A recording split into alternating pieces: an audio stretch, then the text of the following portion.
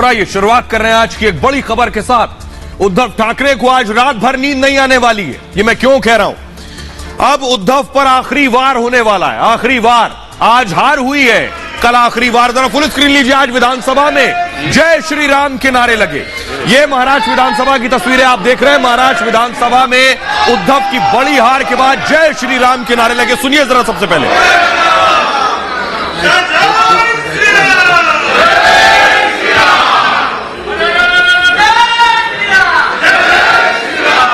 महाराष्ट्र विधानसभा के अंदर बड़ी जीत के बाद शिंदे और फडणवीस को आप देख रहे हैं।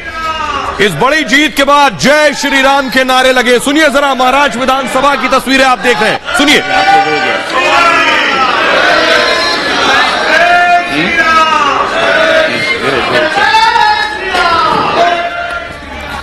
तो ये जश्न के पीछे जो वजह थी वो मैं आपको बताने जा रहा हूं। आदित्य ठाकरे, उद्धव ठाकरे के सुपुत्र आदित्य ठाकरे विधानसभा पहुंचे और दूसरी तरफ एकनाथ शिंदे भी विधानसभा में आज दाखिल हुए। बड़ी जुदा तस्वीर थी, लेकिन ये सिर्फ आदित्य ठाकरे को बेशक आप देख रहे हैं, लेकिन जब निकले तो मायूसी कितनी थी वो बताने जा रहा हूं। कैसे उद्धव ठाकरे टेलीविजन पर सब कुछ देख रहे थे और ये पहली हार है और अब आखिरी वार बाकी है। देखिए जरा, अब मैं आपको बताने जा रहा हूं आज की हार से कल की उद्धव की हार की रूपरेखा तय हो गई। हुआ क्या? विधानसभा में शिंदे गुट का स्पीकर जीत गया। सबसे बड़ी जीत यह थी आज शिंदे गुट की। राहुल नार्वेकर विधानसभा में स्पीकर चुन लिए गए। विधानसभा का नजारा कुछ ऐसा ही था। आदित्य ठाकरे मौजूद थे, एकनाथ शिंदे बाकायदा पगड़ी के साथ गए थे और दूसरी तरफ देवेंद्र फडणवीस भी थे। एकनाथ शिंदे पहली परीक्षा में पास हो गए। यह आज बड़ी परीक्षा थी। शिंदे गुट के राहुल को 164 वोट मिले हैं। जी हां, स्पीकर का चुनाव होना था। शिंदे गुट के स्पीकर बीजेपी से स्पीकर उम्मीदवार थे, उन्हें 164 वोट मिले, 164। उद्धव गुट के सालवी को 107 वोट मिले हैं। अब इसी से आप समझ जाइए कल फ्लोर टेस्ट में बहुमत परीक्षण में क्या होगा।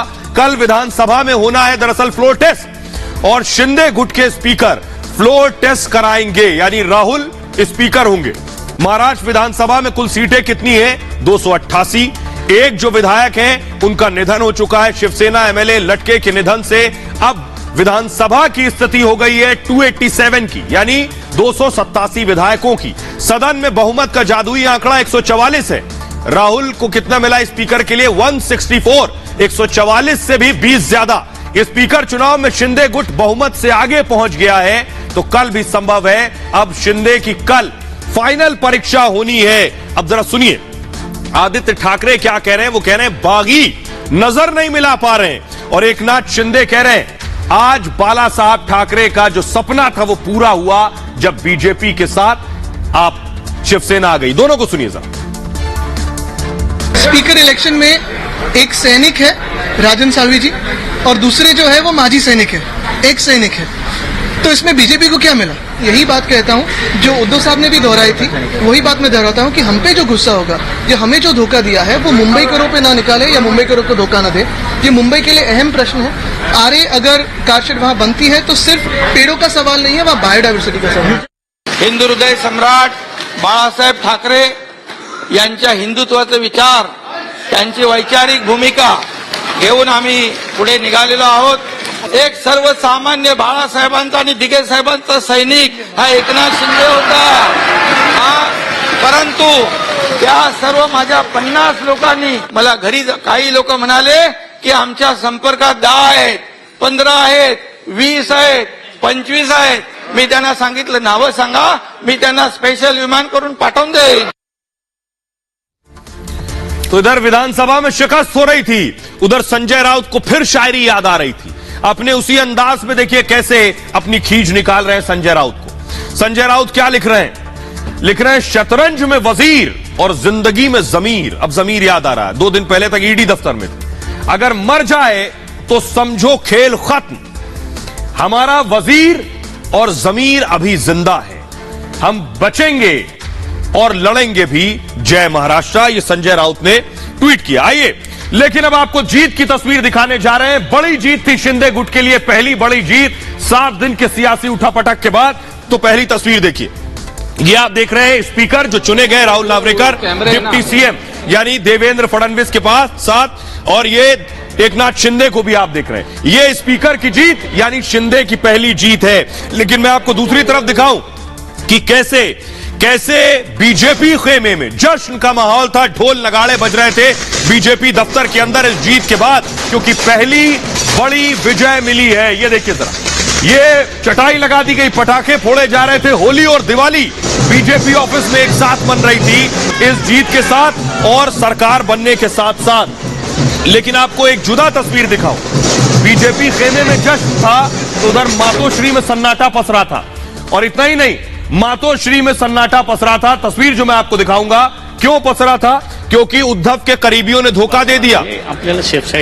अबू आजमी को देख रहे हैं, पहुंचे जरूर थे, सपा के विधायक हैं, उद्धव को वोट नहीं किया। ये अकेले नहीं है, ओवैसी ने भी धोखा दिया, उनकी पार्टी के विधायक ने भी वोट नहीं किया उद्धव को। लेकिन सवाल यह है कि क्या उद्धव ठाकरे अकेले रह जाएंगे? जो उनके साथ थे वो भी उन्हें वोट देने को तैयार नहीं है। देखिए जरा, यह है स्थिति। वोटिंग से एनसीपी के 5 विधायक गायब रहे, 5 विधायक एनसीपी के जो वोट नहीं किया उद्धव ठाकरे के लिए। ओवैसी के मुफ्ती इस्लाम भी सदन नहीं गए। सोचिए, ओवैसी का विधायक सदन नहीं गए वोट देने के लिए। 3 विधायकों ने सदन में होते हुए वोटिंग नहीं की। 3 विधायक जो मौजूद थे उन्होंने वोट नहीं किया। कौन कौन? ओवैसी के शाह फारूक ने मतदान नहीं किया, सदन में मौजूद थे।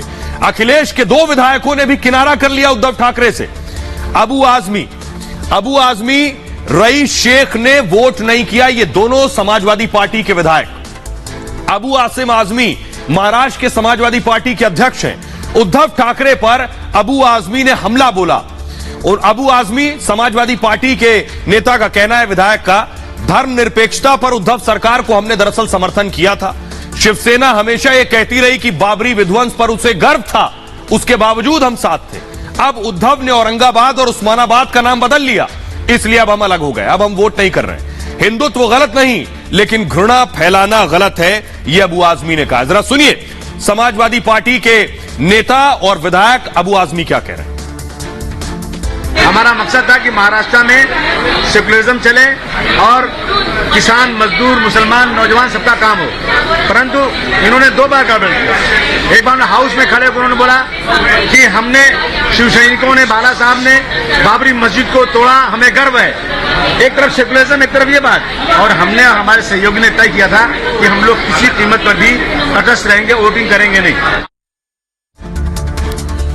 लेकिन बड़ी चीज ये, आज तो उद्धव ठाकरे हार गए, लेकिन आज की जो रात है, आज रात भर उन्हें नींद नहीं आएगी। आज की रात उद्धव ठाकरे की बहुत लंबी होने वाली है, क्योंकि कल और बड़ी शिकस्त होने वाली है फ्लोर पर। देखिए जरा रिपोर्ट। राहुल सुरेश नार्वेकर विधानसभा सदस्य यांनी अध्यक्षांचे आसन स्वीकारावे अशी मी त्यांना विनंती करतो।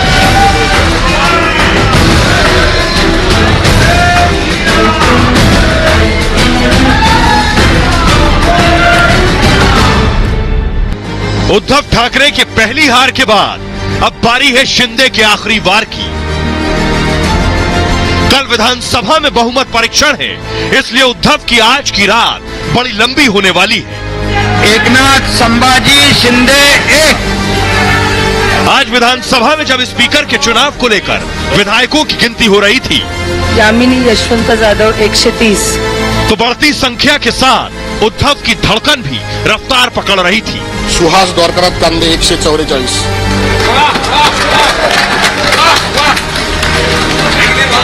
देवदासराव कल्याणकर 45। उद्धव मातोश्री में टीवी पर सदन में खुद की पहली हार लाइव देख रहे थे, तो बेटे आदित्य ठाकरे विधानसभा के अंदर बैठकर इस करारी शिकस्त पर बीजेपी पर हमला कर खुद का बचाव कर रहे थे।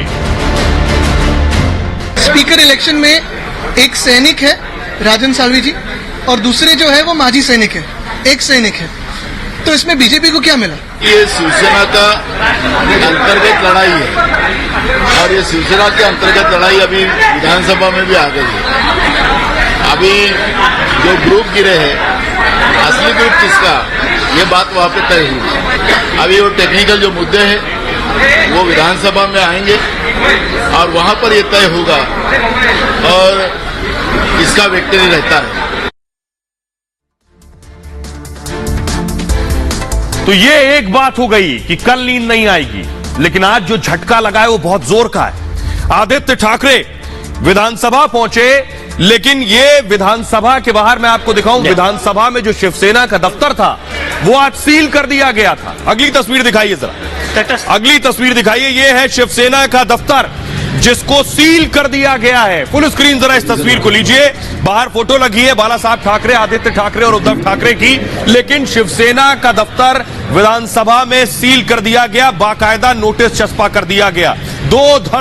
दो धड़े बन चुके हैं, इसलिए शिवसेना का दफ्तर अभी सील है। एक शिंदे गुट और एक उद्धव गुट। इसलिए कौन है असली गुट, यह फैसला चुनाव आयोग लेगा, इसलिए अभी दफ्तर में सील लगा दी गई है। ना आदित्य ठाकरे अंदर जा सकते हैं, ना एकनाथ शिंदे। इसलिए यह बड़ा झटका था। यह पहली तैयारी भी है कि किस तरह से अब शिवसेना एकनाथ शिंदे छीन लेंगे। अब मैं आपको बताऊं, सिर्फ दफ्तर सील नहीं हुआ, क्या आदित्य ठाकरे की विधायकी भी चली जाएगी, उनकी विधानसभा सदस्यता भी चली जाएगी। ये मैं क्यों कह रहा हूं, देखिए जरा। इसके पीछे बड़ी वजह, मेरे आगे आप देख रहे हैं उद्धव ठाकरे कुर्सी पर बैठे हैं, पीछे आदित्य ठाकरे खड़े, सामने एकनाथ शिंदे। शिवसेना के, दरअसल अब मैं क्यों कह रहा हूं कि विधायकी चली जाएगी आदित्य ठाकरे की, समझिए।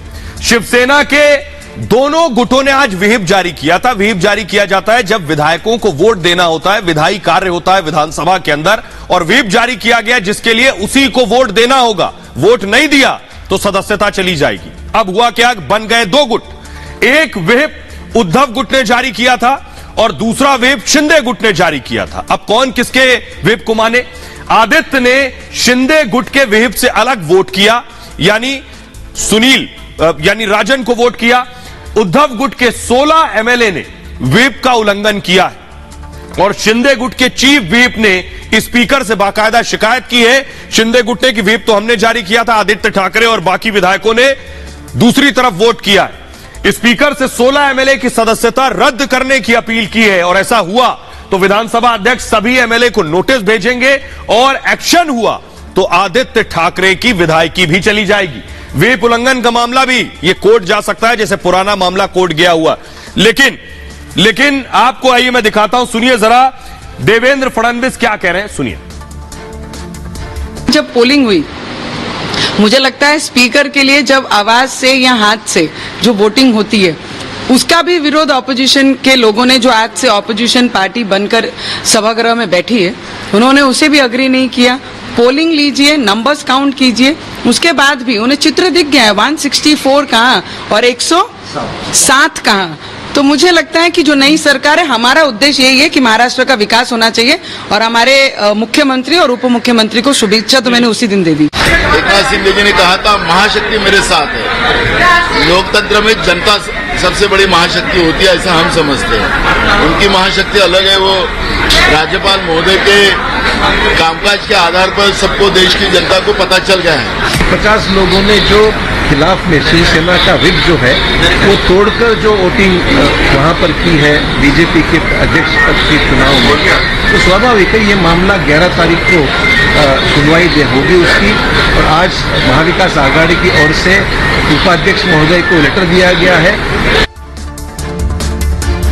और आइए इसके उलट एक दूसरी तस्वीर आज देखने को मिली, वो आपको दिखाने जा रहे हैं। देखिए जरा, ये जो आप देख रहे हैं, नवनीत राणा की गिरफ्तारी हुई थी हनुमान चालीसा पढ़ने को लेकर, इनके पति की गिरफ्तारी हुई थी हनुमान चालीसा पढ़ने को लेकर। लेकिन शिंदे बीजेपी सरकार आने के बाद, अगली तस्वीर दिखाइए, आज रवि राणा हनुमान चालीसा लेकर विधानसभा पहुंचे। आज अलग दिन था, महाराष्ट्र की सियासत का नया सूर्योदय हुआ। आज विधानसभा पहुंचे रवि राणा हनुमान चालीसा लेकर। जरा दोनों को सुनिए क्या कह रहे हैं। हार तो उसी दिन हो गई थी जिस दिन उनके ही गुट के व्यक्ति जो 40 आमदार बोले हनुमान चालीसा का इतना कमाल हुआ कि 40 आउट। हनुमान चालीसा को पढ़ने के लिए जिन्होंने विरोध किया उनके ही पक्ष के लीडर के विचारधाराएं गलत हैं, ये उनके विधायक कह रहे हैं जो पिछले 40 सालों से उनके पार्टी में काम कर रहे हैं। उन्हें चित्र दिख गया है 164 कहाँ और 107 कहाँ। आज भी मैं हनुमान चालीसा लेके विधान भवन में आया हूँ और हनुमान चालीसा का परिणाम इसके पहले एमएलसी के चुनाव में भी गिरा, राज्यसभा में भी गिरा, मुख्यमंत्री बने तब भी गिरा और मुझे लगता है जो हनुमान चालीसा पढ़ेगा वही आने वाले भविष्य में राज करेगा। जो हनुमान चालीसा का अपमान करेगा वो आपने देख लिया है, पहले के मुख्यमंत्री घर पे गए हुए। आइए खबरों में आगे बढ़ते हैं। आज की एक और बड़ी खबर यह कि कैसे शहर शहर जिहादी धमकियां मिल रही हैं। कन्हैया जी और उमेश जी की हत्या के बाद यह धमकियों का सिलसिला और बढ़ गया है। यह तस्वीर आपने देखी होगी, कन्हैया की हत्या और यह उमेश की हत्या की गई। लेकिन अब कैसे, किस तरह से अलग अलग शहरों में इसी तरह की धमकियां मिल रही हैं, इस पर पुलिस को फौरन बड़ा एक्शन लेना चाहिए। वो कौन लोग हैं जिन्हें अब तक धमकियां मिली हैं और एक मॉडल भी इसमें शुमार है। सबसे पहले कन्हैया कुमार, आपको याद होगा राजस्थान के उदयपुर का मामला, और पहले कन्हैया को धमकी मिली, नुपुर शर्मा का समर्थन किया, जिसके बाद कन्हैया को शिकायत हुई और उसके बाद गिरफ्तारी भी हो गई कन्हैया की, मारने की धमकी मिली और उसके बाद कन्हैया की हत्या हो गई। कन्हैया के बाद उमेश कोल्हे, महाराष्ट्र के अमरावती का मामला है और वहां भी नुपुर के समर्थन में उन्होंने मैसेज भेजा, जिसके बाद परिवार के सामने उमेश की हत्या कर दी गई। लेकिन अभी भी धमकियों का सिलसिला जारी है। यूपी के सहारनपुर का मामला है, रजत शर्मा को धमकी मिली है, कन्हैया की तरह हत्या की धमकी मिली है। सुरक्षा देकर पुलिस जांच में जुटी है इस वक्त रजत शर्मा के। किरण तिवारी, कमलेश तिवारी की पत्नी, यूपी के लखनऊ का मामला है ये। कमलेश की तरह हत्या की धमकी किरण तिवारी को भी मिली है, पुलिस ने उनकी सुरक्षा बढ़ा दी है। इसके अलावा ब्रिजभूषण दुबे, यूपी के गाजीपुर का मामला है, उन्हें भी धमकी मिली है, यूट्यूबर है, धमकी भी यूट्यूब पर ही उन्हें दी गई है। और इसके अलावा मौलाना कौसर हसन, जिन्हें उत्तर प्रदेश के कानपुर का मामला है, इन्हें भी धमकी दी गई है। दावते इस्लामी पर खुलासा किया था इन्हें, जिसके बाद इन्हें धमकी मिली है। पाकिस्तान और झांसी से जान से मारने की धमकी मिली है, पुलिस ने सुरक्षा दी है और साइबर सेल जांच में जुट गई है। तो ये वो चेहरे हैं जिन्हें धमकी मिली। इतना ही नहीं, आइए अब आपको दिखाने जा रहे हैं एक मॉडल जिसे धमकी दी गई है जान से मारने की। ये है निहारिका, जो पेशे से मॉडल है और इन्हें भी इसी तरह की धमकियां मिली हैं। इनका कसूर इतना था कि इन्होंने भी नुपुर के समर्थन में पोस्ट किया और उसके बाद निहारिका को भी मारने की धमकी मिली है। आइए आपको बताते हैं किसने निहारिका को धमकी दी है और आखिर यह सिलसिला रुकेगा कैसे। इस पर बहुत सख्त कार्रवाई की जरूरत है।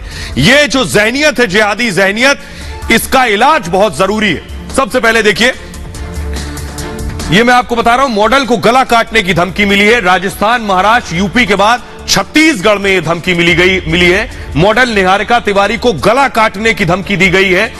छत्तीसगढ़ के दंतेवाड़ा की रहने वाली है निहारिका। एक मशहूर रियलिटी टीवी शो का हिस्सा रह चुकी हैं वो। सोशल मीडिया पर जान से मारने की धमकी उन्हें दी गई है। इंस्टाग्राम यूजर्स ने गला काटने की धमकी दी है। निहारिका ने कन्हैया की हत्या की निंदा की थी। उदयपुर मर्डर केस पर एक वीडियो भी निहारिका ने बनाया था। धर्म के नाम पर हत्या के खिलाफ वीडियो बनाया था निहारिका ने। 30 जून को निहारिका ने इस वीडियो को पोस्ट किया था। उसी तरह वीडियो शेयर करने के बाद उन्हें धमकियां मिलने लगी, ठीक उसी तरह जैसे हर शख्स कन्हैया की हत्या के बाद गुस्से में है। यूजर्स ने कमेंट किया, अगला नंबर आपका है। हालांकि कई लोगों ने निहारिका का समर्थन भी किया उस वीडियो पर। फिलहाल निहारिका शूटिंग के लिए इंडोनेशिया में है इस वक्त। आइए अब मैं आपको सुनवाता हूं, सुनिए जरा निहारिका ने क्या कहा था। निहारिका ने कोई गलत बात नहीं कही थी, उन्होंने सिर्फ इतना कहा था, जिन्होंने कन्हैया की हत्या की उसकी वो निंदा करती हैं। जो कुछ कहा गया वो भी गलत था नुपुर शर्मा के जरिए, लेकिन उससे पहले जो उन्हें उकसाया गया वो भी गलत था। जरा सुनिए। नुपुर शर्मा ने जो भी बोला गलत बोला, लेकिन शुरुआत यहाँ से नहीं हुई थी, शुरुआत कहीं और से हुई थी। अगर आपको जाना है आप जाके ध्यान से सच्ची में सुनिए। और ठीक है, नुपुर शर्मा ने जो भी बोला, एक बार इंटरव्यू में बोला, गुस्से में बोला, मान लिया गया, ओके। 2-3 बार उन्होंने बोला, मतलब वो ये बात मीन करती थी, तो उन्होंने कोई गुस्से में नहीं बोला। और दूसरी बात ये कि खुलेआम मर्डर हो रहा है यहाँ पर और हमारे प्रधानमंत्री को धमकी दी जा रही है। क्या ये सही है क्या हम हिंदू कभी जाके शिव जी का नाम लेके हम किसी का गला काटते हैं? नहीं काटते हैं। कभी ये सुनने में आया है कि हिंदू ने किसी का मर्डर कर दिया शिव जी के लिए? नहीं किया। ऐसा कुछ भी नहीं होता है। और हमारे शिवलिंग का मजाक उड़ेगा तो हमें भी गुस्सा आएगा। ओके, नुपुर को सस्पेंड कर दिया गया, पर उनका क्या जिन्होंने हमारे शिव जी के बोला? उनके ऊपर भी एक्शन होना चाहिए। अब सोचिए, निहारिका ने जो बात कही उसमें कुछ भी गलत है, उसके बाद भी निहारिका को धमकी मिली। बहरहाल आगे बढ़ते हैं, आपको अमरावती लिए चलते हैं। उमेश जी जहां से आते हैं, नवनीत राणा को आप देख रहे हैं। सांसद नवनीत राणा आज अमरावती पहुंची, उमेश के परिवार से मुलाकात की, उनकी फैमिली के साथ जाकर मिली, उनके घर में उनकी पत्नी, उनके बच्चों से मुलाकात की। नवनीत बेशक मिलने गई हो, लेकिन नवनीत ने सरकार पर सवाल उठाए कि आखिर सरकार ने वक्त रहते इस पर एक्शन क्यों नहीं लिया। लेकिन मैं अब आपको दिखाने जा रहा हूं पोस्टमार्टम रिपोर्ट। उमेश की जो पोस्टमार्टम रिपोर्ट है वो हिला देने वाली है। और उमेश की पोस्टमार्टम रिपोर्ट यह बताती है कि कन्हैया की हत्या भी हूबहू उसी तरीके से की गई। देखिए जरा, दोनों की पोस्टमार्टम रिपोर्ट में आपको दिखाने जा रहा हूं। यह देखिए, अब देखिए उमेश की हत्या कैसे हुई। हत्यारों ने उमेश की गर्दन को निशाना बनाया तो कन्हैया के भी गर्दन पर हमला किया गया था। धारदार चाकू से गले पर उमेश के हमला किया गया और कन्हैया के भी धारदार हथियार से गला रेत दिया गया था। यह दोनों की पोस्टमार्टम रिपोर्ट में आपको दिखा रहा हूं। उमेश के गर्दन पर 5 इंच चौड़ा जख्म मिला है। कन्हैया की 80% गर्दन काट दी गई थी। उमेश के गर्दन पर 7 इंच लंबा और 5 इंच गहरा जख्म था। कन्हैया की गर्दन पर 8 से 10 जख्म के निशान मिले। उमेश के चाकू से वार से दिमाग की नस पर चोट लगी थी उमेश के, तो कन्हैया के शरीर के कई हिस्सों में नसें कट गई थी चाकू के वार से। उमेश के खाना खाने वाली नली पर भी गहरे घाव मिले और कन्हैया के भी खाना खाने वाली नली पर हमला हुआ जिससे वो फट गई थी। उमेश को सांस लेने वाली नलिका को नुकसान पहुंचा और कन्हैया का गला काटने के बाद सांस लेने में उन्हें भी दिक्कत हो रही थी।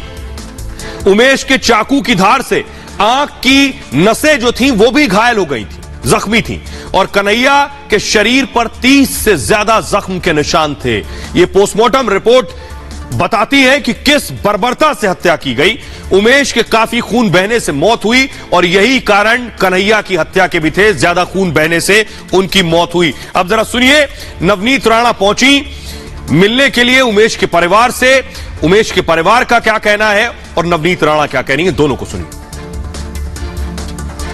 भी नहीं की गई कि उनकी कुछ बैग छीनी जाए या, और वैसे भी पैसा उनके पास में था नहीं, तो पैसा तो और जगह रखा था, तो ऐसी कोई कोशिश भी नहीं हुई। वो आए और एक यहाँ चाकू मार के जैसे वो नीचे गिर गए तो वैसे वो भाग गए। नेशनल मीडिया ने जब ये सवाल उपस्थित किए तब जाके कमिश्नर ऑफ पुलिस बाहर आके कहती है यस ये रिलेट करता है नुपुर शर्मा के साथ में, यस ये रिलेट करता है एक हिंदू विचारधारा रखने वाले व्यक्ति के साथ में।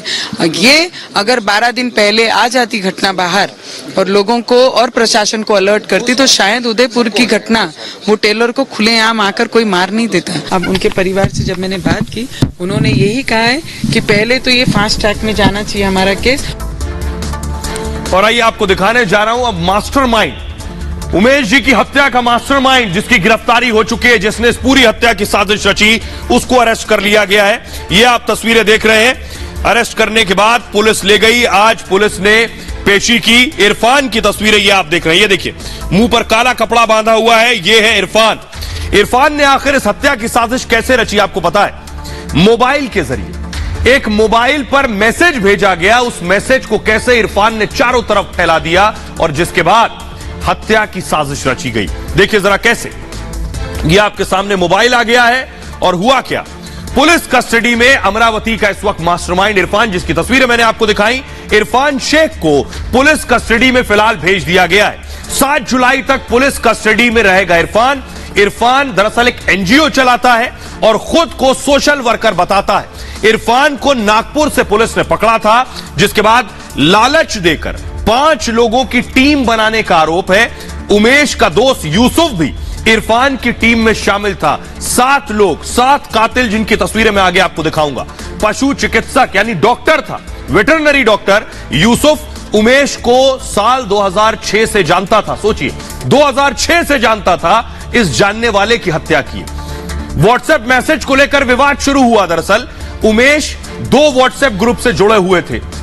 एक व्हाट्सएप ग्रुप का नाम था ब्लैक फ्रीडम और दूसरे का नाम था, मूव कीजिए से, दूसरे का नाम था रहबरिया। दूसरे व्हाट्सएप ग्रुप का उमेश ने क्या किया, नुपुर के समर्थन में उमेश ने एक पोस्ट फॉरवर्ड किया। जो पोस्ट डाला, 2 व्हाट्सएप ग्रुप होने से उमेश से भी चूक हो गई। ब्लैक फ्रीडम ग्रुप से रहबरिया ग्रुप में गलती से उमेश से मैसेज चला गया। उमेश के दोस्त यूसुफ ने दगाबाजी की। सोचिए, दोस्त ने दगा दिया, यूसुफ ने उसका स्क्रीनशॉट लिया और उसे अलग अलग ग्रुप पर वायरल कर दिया। तभी से उमेश की हत्या की साजिश शुरू हो गई और उसके बाद उमेश की बेरहमी से हत्या कर दी गई। आइए अब मैं आपको सुनवाने जा रहा हूं, सुनिए जरा। पुलिस इंस्पेक्टर जो कोतवाली अमरावती की हैं, नीलिमा अराज, क्या कह रही हैं। कल दोपहर में उसको नागपुर से ताबे में लिया है और उसके बाद में कल रात में उसको अरेस्ट किया है और अभी उसका इंट्रोगेशन चालू है। क्या बताया उसने, किस तरीके की प्लानिंग की है सब? नहीं, अभी चालू है इंट्रोगेशन में पता चल जाएगा ऐसा। मैम, वो कोई एनजीओ से भी संबंधित था ऐसा कहा जा रहा है? हाँ, बराबर है। रहबर ग्रुप है उनका, हेल्पलाइन ग्रुप है और उनका 2 एम्बुलेंस भी चलती है यहाँ पे और उनसे बहुत सारे लोग जुड़े हुए हैं। मैम, कितने लोग इसमें अब तक अरेस्ट किए गए और कुछ लोगों की तलाश है क्या? 7 आरोपी अरेस्ट हो गए हैं और अभी स्टेटमेंट से अभी जो मेन आरोपी है उसको अरेस्ट करने के बाद में शायद और बढ़ भी सकते हैं। और आइए अब मैं आपको मिलवाने जा रहा हूं उमेश के कातिलों से। उमेश के कौन कौन कातिल हैं, मॉनिटर जरा मेरी तरफ घुमाइए। उमेश के कौन कौन कातिल हैं ये मैं आपको बताने जा रहा हूं। सबसे पहले है बिस्मिल्ला। ये जो पहली तस्वीर आप देख रहे हैं, बिस्मिल्ला भी उमेश के कातिलों में शुमार है। इनका नाम है अब्दुल्ला तौफीक उर्फ नानू शेख, जो कि बिस्मिल्ला नगर के रहने वाला है। लाल खड़ी अमरावती का, उम्र है 24 साल। इसके अलावा देखिए और कौन है, शुएब खान। शुएब खान की उम्र है 22 साल, नीचे तस्वीर भी आप देख रहे हैं, जो यास्मीन नगर अमरावती का रहने वाला है। तीसरा देखिए जरा, आतिब राशिद, उम्र 22 साल, मौलाना आजाद नगर अमरावती का रहने वाला है। इसके अलावा शाहरुख पठान उर्फ बादशाह, सूफिया नगर अमरावती का रहने वाला है, उम्र है 25 साल। अगला नाम है मुदस्सिर अहमद उर्फ सोनू रेजा, उम्र 22 साल है, बिस्मिल्ला नगर लाल खड़ी अमरावती का रहने वाला है। नीचे आप उनकी तस्वीरें देख रहे हैं। यूसुफ खान बहादुर खान, अमरावती का रहने वाला, उम्र 44 साल है। ये वही यूसुफ है जिसने स्क्रीनशॉट लेकर आगे फॉरवर्ड किया। इरफान खान, अमरावती का रहने वाला है, उम्र है 35 साल। ये सब लोग इसकी हत्या में साजिश शामिल थे, इन पर यह आरोप है। लेकिन इसके बाद से सियासत गर्म है। सुनिए जरा क्या कह रहे हैं सियासतदान। अमरावती की घटना बहुत ही गंभीर है। जिस बर्बरता के साथ उनको मारा गया है, ये बहुत ही क्रूरतापूर्ण इस प्रकार का सारा व्यवहार है। अभी जो प्राथमिक इंफॉर्मेशन सामने आई है उसमें तो सारे जो संशयित आरोपी है उनको पकड़ा गया है। अभी एनआईए इसका तपास जांच कर रही है, तो अभी एनआईए ने जांच हाथ में ले ली है तो करेंगे जांच। 12 दिन तक रॉबरी का नारा चल रहा था, रॉबरी में डाइवर्ट हो रहा था वो केस, पर एनआईए आने से सच्चाई बाहर आई और नुपुर शर्मा मैटर में जो पोस्ट किया है कोल्ले जी ने, उसी घटना में उनकी हत्या हुई है। इसके पीछे जो बड़े बड़े चेहरे हैं वो भी बाहर निकलेंगे और अमरावती शहर की जो सीपी है आरती सिंह, उस पर भी कार्रवाई होना चाहिए। आइए खबरों में आगे बढ़ते हैं और मैं अब आपको दिखाने जा रहा हूं आज की एक और बड़ी खबर। प्रधानमंत्री मोदी हैदराबाद को क्या भाग्य नगर बना देंगे। मैं क्यों कह रहा हूं कि प्रधानमंत्री मोदी ने बात कही है। ये 4 मीनार आप देख रहे हैं, हैदराबाद की खूबसूरत 4 मीनार, असदुद्दीन ओवैसी का शहर हैदराबाद। और इस हैदराबाद में आज कौन पहुंचा था? इस हैदराबाद में योगी आदित्यनाथ थे। जो 4 मीनार मैंने आपको दिखाई, उस 4 मीनार से लगा हुआ एक मंदिर है जहां योगी आदित्यनाथ पहुंचे, सटा हुआ भाग्य लक्ष्मी। योगी एम्बियंस दीजिए जरा। योगी आदित्यनाथ भाग्य लक्ष्मी मंदिर में थे, जहां पूजा अर्चना की भारी भीड़ थी। योगी आदित्यनाथ को देखने के लिए भी और पूजा अर्चना में शामिल होने वालों की भी भीड़ थी। लेकिन योगी आदित्यनाथ की जो तस्वीरें आप देख रहे हैं, योगी ऐसे ही नहीं पहुंचे।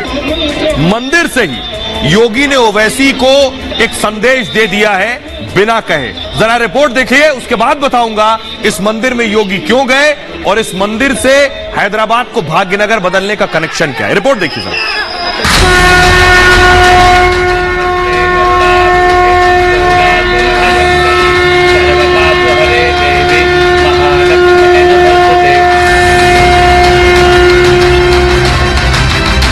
असदुद्दीन ओवैसी और केसीआर के गढ़ हैदराबाद को मोदी और योगी ने ऐसे ही नहीं चुना।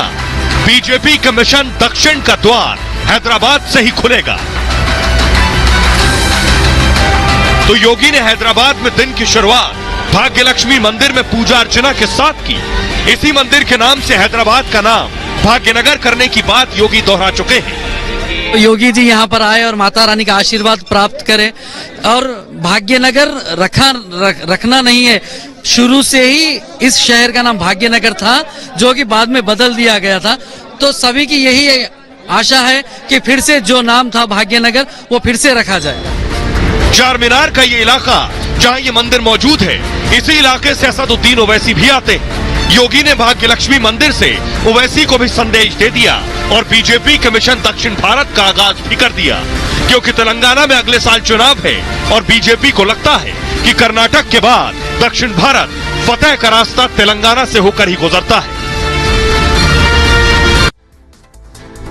और ये देखिए जरा, योगी को देख लिया, लेकिन योगी का भाग्यलक्ष्मी प्लान है क्या, ये मैं आपको दिखाने जा रहा हूं। इधर ओवैसी देख रहे हैं आप, चार मीनार के आगे खड़े हैं, और इधर योगी आदित्यनाथ भाग्यलक्ष्मी मंदिर गए थे। भाग्यलक्ष्मी मंदिर चार मीनार से बिल्कुल सटा हुआ है। आपको बताऊं, पहली बात, इसी के नाम पर हैदराबाद का नाम बदलने की मांग तेज हो गई है कि इसका नाम, हैदराबाद का नाम अब भाग्यनगर किया जाए। योगी ने हैदराबाद का नाम भाग्यनगर रखने का बाकायदा ऐलान कई बार किया है। उन्होंने कहा सरकार आई तो पहली फुर्सत में पहला काम यह होगा कि हैदराबाद का नाम भाग्यनगर किया जाए।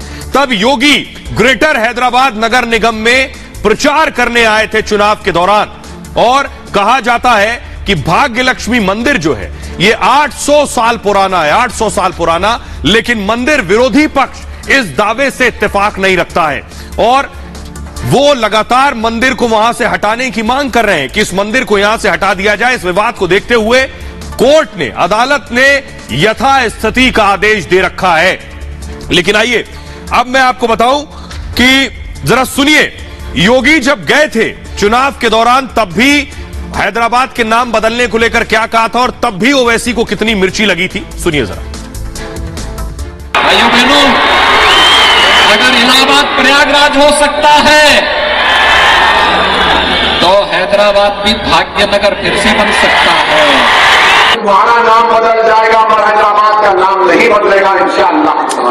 ना तुम्हारा झंडा लगेगा ना तुम्हारा झंडा चलेगा, यहाँ पर मंदिर जी और बनेगी इंशाअल्लाह। तो आइए अब मैं आपको बताने जा रहा हूं, योगी बेवजह नहीं गए हैदराबाद। अब मैं आपको दिखाता हूं योगी की फैन फॉलोइंग और उसका असर जमीन पर कितना होता है। योगी आदित्यनाथ, आपको बताऊं, अब अपने सियासी विरोधियों पर भारी पड़ने लगे। योगी आदित्यनाथ कल हैदराबाद पहुंचे, जहां उन्हें पार्टी की राष्ट्रीय कार्यकारिणी में शामिल होना था, लेकिन राष्ट्रीय कार्यकारिणी की इन बैठकों के बीच आज वो सीधे भाग्यलक्ष्मी मंदिर पहुंच गए। इस दौरान वहां जो नजारा दिखा वो सियासी दलों की धड़कनें बढ़ाने वाला था। उनके वहां आने की खबरें सुनते ही हजारों की तादाद में लोग मंदिर के आसपास जमा हो गए और नारे लगाने लगे। किसी तरह कड़ी सुरक्षा में उन्हें मंदिर के अंदर ले जाया गया और उन्होंने देवी मां के दर्शन किए और पूजा पाठ की। यहां वो 20 मिनट तक रुके। लेकिन सवाल इतना भर नहीं है, उत्तर भारत के एक प्रदेश के मुख्यमंत्री दक्षिण भारत में इतना लोकप्रिय, तो बात छोटी नहीं है। विजुअल चेंज करिए। दरअसल योगी आदित्यनाथ की एक ऐसी पैन इंडिया छवि बनी है जो कर्मठ है, ईमानदार है और दूरदर्शी है, जो अपने मां बाप, घर बार सब कुछ छोड़कर केवल मानवता की सेवा में लगा। ऐसे में उनकी रैलियों में जबरदस्त भीड़ भी जुटती है, जबरदस्त तालियां भी बजती हैं और उनकी बातों का असर भी दिखता है, जिसका सीधा नुकसान विपक्षी दलों को होता है। आपको याद होगा जब योगी आदित्यनाथ ने 2020 हैदराबाद में जबरदस्त रोड शो किया था। योगी ग्रेटर हैदराबाद नगर निगम चुनाव में शामिल होने हैदराबाद पहुंचे। उनके रोड शो में ऐसा जन सैलाब उमड़ा कि चुनाव की तस्वीर बदल गई। जिस हैदराबाद को ओवैसी का गढ़ कहा जाता था, वहां ओवैसी की पार्टी तीसरे नंबर पर खिसक गई और हैदराबाद का मेयर भी बीजेपी का चुना गया, क्योंकि योगी ने ओवैसी को घर में मात दी थी। टीआरएस की हालत भी खराब कर दी थी। हैदराबाद चुनाव में कुल आपको बताऊं 150 सीटें थी। टीआरएस 99 से खिसक कर 56 पर आ गई। बीजेपी ने 48 सीटों पर कब्जा किया और ओवैसी की आईएमआईएम महज 44 सीट पर सिमट गई। जबकि हैदराबाद को असदुद्दीन ओवैसी का गढ़ माना जाता है, तब यह हुआ है। आइए अब आपको मैं सुनवाऊं, सुनिए जरा। बीजेपी के नेता रविशंकर प्रसाद ने कहा कि प्रधानमंत्री नरेंद्र मोदी ने भी आज हैदराबाद को भाग्यनगर कहकर पुकारा है। अब आप समझ सकते हैं बीजेपी की प्लानिंग आगे की क्या है, सुनिए जरा। देश परिवारवाद से अब पूरी तरह उब चुका है। देश परिवारवाद की पार्टियों से भी उब चुका है। उनके एक शब्द थे, ऐसे दलों के लिए अब टिक पाना मुश्किल है। हमें युवा पीढ़ी को आगे लाना चाहिए, उनको और इनकरेज करना चाहिए।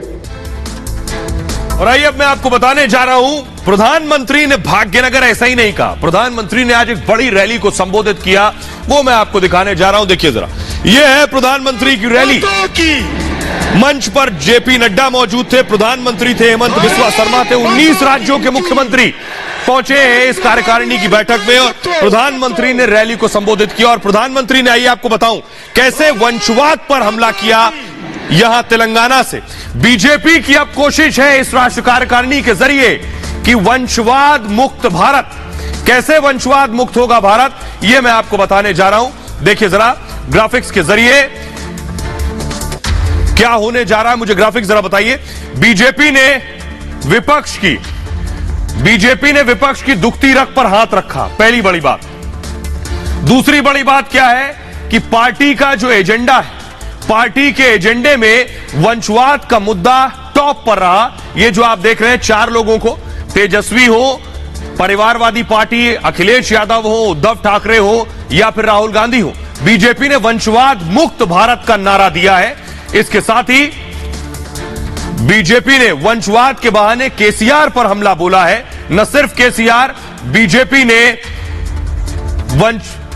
वंशवाद भ्रष्टाचार से जो उपजी पार्टियां हैं वो दरअसल देश में गरीब विरोधी पार्टियां हैं। इसके अलावा उन्होंने कहा कि ऐसी राजनीतिक पार्टियां देश की तरक्की में बाधा डालती हैं। साथ ही साथ, और ऐसा पहली बार नहीं है कि बीजेपी ने वंशवाद पर हमला बोला हो।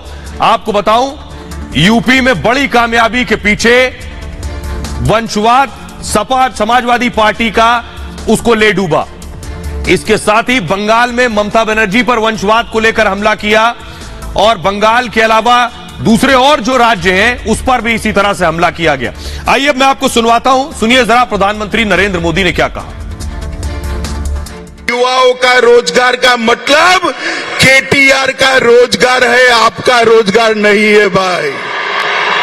वो आपके रोजगार की चिंता नहीं करते हैं, वो केवल और केवल अपने बेटे को मुख्यमंत्री बनाने के लिए राजनीति करते हैं। जहां जहां भाजपा की डबल इंजन सरकार है, उन राज्यों का विकास और जनता का विश्वास कई गुना बढ़ा है। यही आकांक्षा अब तेलंगाना के लोगों की भी है।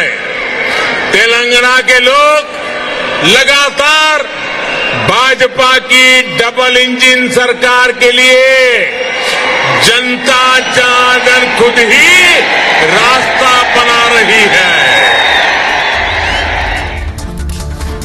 और आइए, प्रधानमंत्री नरेंद्र मोदी ने इस रैली को संबोधित किया और कार्यकारिणी की बैठक खत्म हो चुकी थी, लेकिन एक और जुदा तस्वीर दिखाने जा रहे हैं। योगी के नक्शे कदम पर नीतीश कुमार चल रहे हैं। ये तस्वीरें देखिए जरा, 17 बुलडोजर बिहार में आज 17 बुलडोजर चले, ये देखिए जरा, और 70 घर गिराने पहुंचे थे बुलडोजर। लेकिन नीतीश योगी के नक्शे कदम पर जरूर है, लेकिन ये बहुत महंगा पड़ गया। वहां प्रदर्शन हो गया, पत्थरबाजी हो गई, पुलिस वाले घायल हो गए।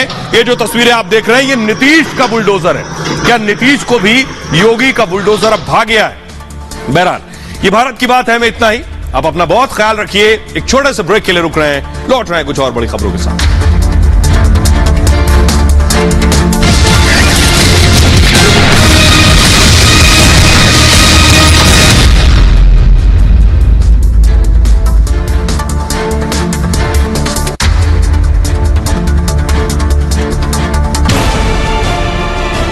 मैं किसी सत्ता या सरकार या किसी सिस्टम के खिलाफ नहीं हूं, मैं उन लोगों के खिलाफ हूं जो इंसाफ की आवाज दबाना चाहते हैं। मैं उन लोगों के खिलाफ था और हूं और रहूंगा।